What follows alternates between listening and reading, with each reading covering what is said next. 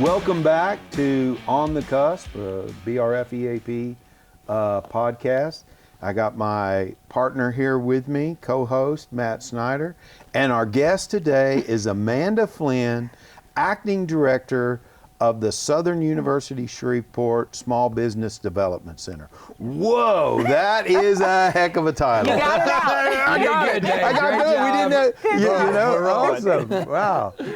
And I did it on the first take. Okay, absolutely. So everything else is going to be easy from here on. Well, Amanda, what is the SBDC? Well, thank you for having me. I appreciate the opportunity to come over here and talk to you guys. The SBDC is our local small business development center. We work with first stage, second stage existing businesses and people that are really just thinking about getting into businesses. Sometimes they need to bounce ideas off or figure out if something works. So we're our first line of SBA's free consulting services for local business owners. Awesome. Cool. So who are you seeing right now? What's mostly coming to the SBDC right now? We get a lot of small business, minority business, women-owned businesses, businesses seeking capital. They need to work with banks. We get a lot of trucking companies, food-based businesses, more of the mom and pop, kind of service-oriented companies. Construction businesses. We really see some of everything. I think the most out there business that I've ever worked with was someone interested in doing mobile blood banking. So we had to learn a little bit about that, but we get a variety of different businesses. That's really important to our community. I think you touched on a very important piece there. We're a very diverse community, okay? What do we need to do to better serve that community? We have a lot of, SBA has disadvantaged business enterprise certifications, women-owned business certifications.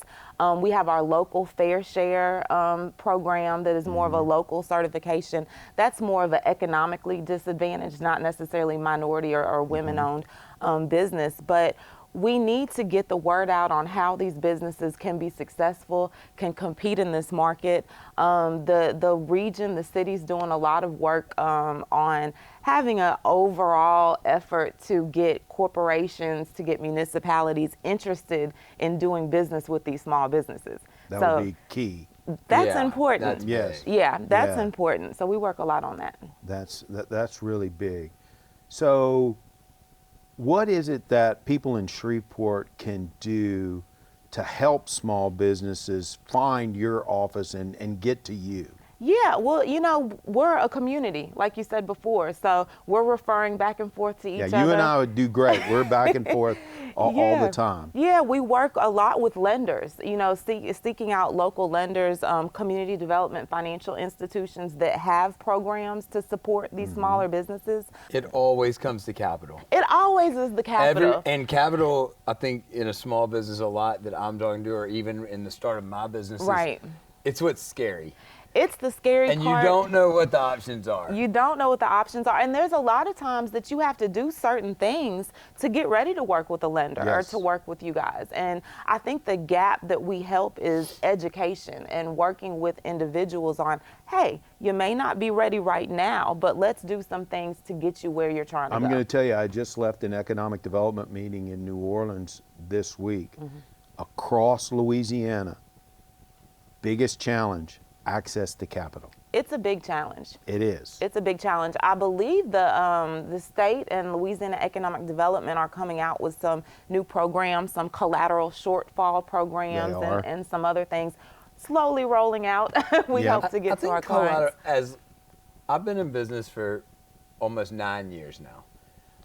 What I've learned, though, I think getting capital is not as hard as I would have thought then. Right. You just don't know where to look. Yeah. You don't know where to go, and that's where having somebody like you to point people in the right direction it is so key in my mind. Absolutely. And in terms of capital, a lot of people, we're familiar with how much do you need? How much do you really need for this Right. effort? But a lot of people don't think in terms of coming up with a number to make sure they're not undercapitalized. Right. And once you figure that out, it's just a matter of checking the boxes, you know? I tell everybody I work with, don't make an ask until you're ready to make the ask. Absolutely. Because it's twice as hard to get back in, all right, to make that ask if you weren't ready the first time. If you're not ready. And I'll tell you probably the one mistake that I see a lot of people make, instead of coming to get some advice on what do I need to go to a lender, they do they cast the net out and they go to all the lenders. And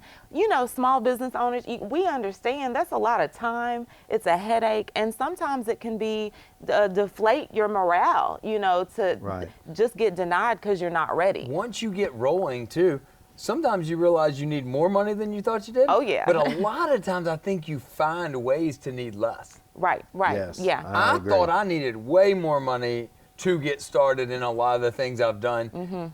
And because it wasn't easily accessible, you find ways to get it done anyway. And that's kind of the spirit of entrepreneurialism anyway. Absolutely, absolutely. I think just primarily the biggest thing people can think about, you need a little bit to get started, right? Banks don't fund, you need $100,000. They're probably not going to give you all $100,000. Right. You need to have 10 to 20%. So when people just start thinking, okay, well, I need this, and I need this, 9 times out of 10, there's a program out there to help them support their business.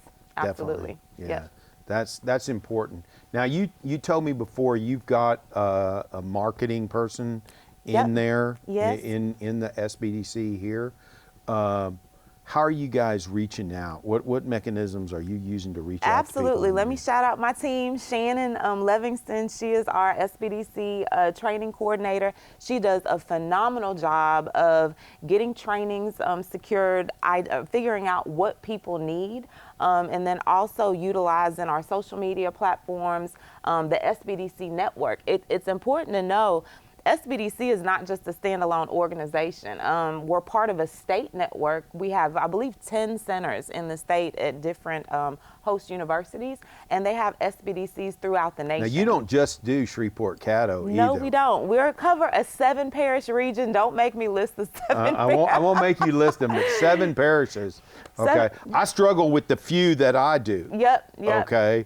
So that's tough. It's tough, and again, it's opportunities like this to partner, to collaborate. We're not a standalone organization. I take every opportunity to refer to our PTACs if someone's interested in government training. They need credit assistance. You know, City of Shreveport has their Financial Empowerment Center that offers those free services. COHAB, you know, EAP. We do what we can. We talk to people, but we always have in the back of our mind what's out there that can get them to where they're going. To cover the 7 parishes, I was telling you a little bit earlier about our staff. We're very lean right now. We have 1 business advisor, myself, and also our training coordinator. So it's important when we go to, I go to DeSoto Parish a lot. We have great relationships with the police juries, with the mayor's office, with the chambers of commerce in these different areas to help us get the word out. So what can the citizens of Shreveport do to help you? How do we get more diverse businesses, more small businesses, more people off the ground? How do we help? Right. Well, I think being a part of the conversation, you know, and like we were saying before, having a good knowledge base on opportunities that the city needs. What are the ports buying? What does the parish need? What are the cities buying? Corporations, Ochsner has a great supplier diversity program to where they let us know this is what we need. These are the types of small businesses that we need. So a business owner, we have our own ideas, right? We may want to do, you know, this, or this, but for someone to be successful and having an idea of what the city is buying, what the parish needs, what are the needs of the area, you can really ensure that you have a consistent revenue stream and be successful. So more programs like Ochsner is doing with these supplier diversity programs. I'm very familiar with the Ochsner program. Yeah, definitely. That's big. And the PTAC, you mentioned the PTAC. We love the PTAC. Yes, definitely. Great resource in our community. Absolutely. They play a critical role. And it's important that we have them so that we can give businesses the opportunity to compete for contracts at Barksdale Air Force Base right across the river. People talk about how awesome Barksdale is, that we have it, but I don't think we utilize it. Use it, right. Like, we don't go out and get what we could get to surround Barksdale with infrastructure, to sell to Barksdale. Right. We've got to open people's mentality up to that. Yeah. Absolutely. We definitely need that. Now let's talk about DBEs. Absolutely. So in doing business with entities like Barksdale, other state agencies, there's a real push from the Small Business Administration to get as many companies DBE certified, which is Disadvantaged Business Enterprise Certified. We work with, it's a program rose through Department of Transportation, but it's open to all types of businesses.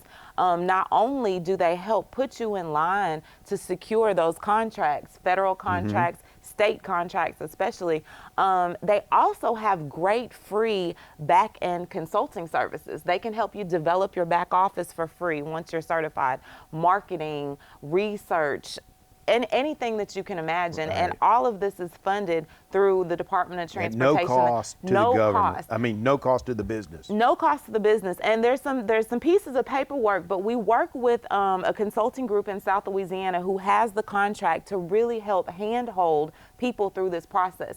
You can work on filling out the application, which is not too much. It's a little bit of work, but not too much. They will literally look at every element of your application for free to make sure you have the best foot forward in submitting And we and need being that. approved. Well, I mean, you need it. right now today we got a requirement for a DBE. Absolutely. And we need to take advantage of that. It's important. It is. Amanda, thank you for coming. Thank you for having me. Appreciate Awesome. you. I hope we can continue to shine a light on organizations like yours that are Absolutely. in our community that people don't know are. Yes, and if anyone needs some help from the SBDC, all you have to do is go to www.louisianasbdc.org and request consultation.